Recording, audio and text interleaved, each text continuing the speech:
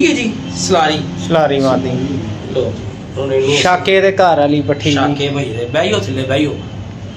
ਇਹਨੂੰ ਭਾਜਨ ਅਸੀਂ ਥੋੜਾ ਜਿਹਾ ਸੇਕਾਂਗੇ ਤਾਂ ਕਿ ਇਹਦਾ ਲੱਕ ਲੁੱਕ ਇਧਰੋਂ ਉਧਰੋਂ ਜਿਹੜਾ ਕੋਈ ਇਹਦਾ ਮਾਸਟਰ ਮਾਈਂਡ ਹੈ ਨਾ ਉਹ ਖਤਮ ਹੋ ਜੇ ਇਨਸ਼ਾਅੱਲਾ ਤਾਲਾ ਭਾਜਨ ਵੀਡੀਓ ਬਣ ਰਹੀ ਹੈ मतलब ये पूरी दुनिया ते वेख ही जानी है हर बंदे ने वेखनी है हर बंदे नूं इज्जत प्यारी होंदी काम कोई भी होवे ना लुक छुप के नहीं करना चाहिए अगर तुहानूं अपने काम ते एतमाद हैगा ना ते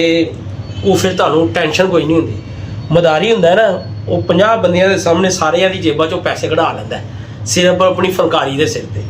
ठीक है ना ते जे तुहाडे कोल एतमाद है ना तुसीं ओहदे मतलब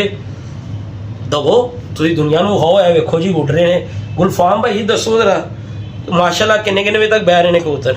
ये फिलहाल ते फिरदे ने अद्धा घंटा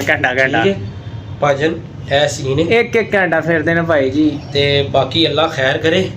कोशिश यही है साडी कि सुबह अच्छा रिजल्ट आवे ते कबूतर भी साडे पूरे होण फिर ते हुंदी है मजेदारी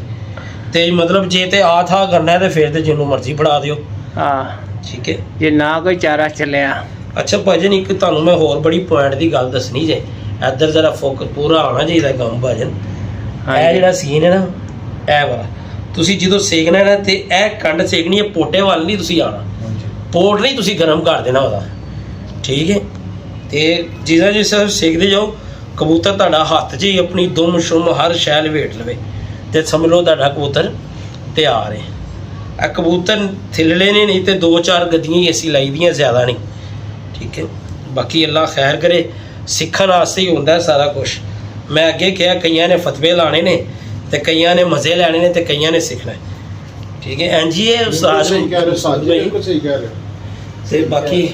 अल्लाह पाक बेहतर करेगा एहदे च भाजन आधा सीसी है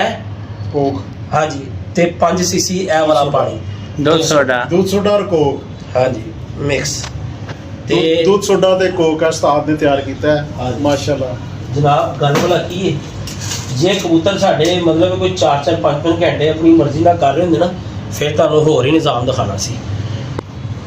भाजन तीसरा कबूतर आ गया जे चपड़ी है हां जी जट साहब है ना यूके वाले शफकत साहब दुआ करना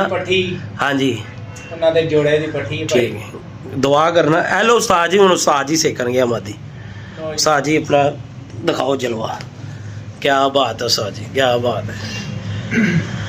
लो जी ऐ स्त्री जे भाजन शुगल मुगल जे मतलब मैं अगे गल कह रहा बड़ा रिक्स हुंदा है